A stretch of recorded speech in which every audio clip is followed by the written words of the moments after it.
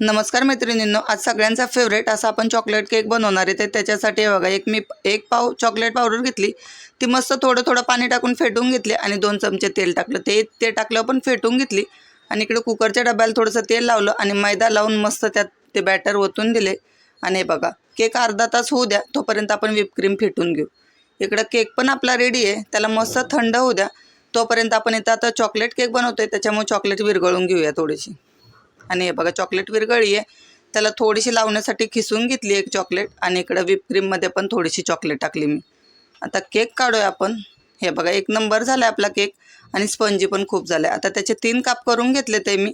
आणि हे बघा, आता मस्त आपण त्याला लावून घेऊ व्हिप मस्त फिनिशिंग करा. तुम्हाला जर माझी रेसिपी आवडत असतील तर प्लीज माझ्या चॅनलला लाईक करत जा, शेअर करत जा, सबस्क्राईब करत जा. आणि हे बघू शकता तुम्ही, एक नंबर केक झाला आणि खरं सांगू का, खायलाही खरंच खूप छान झाला आहे.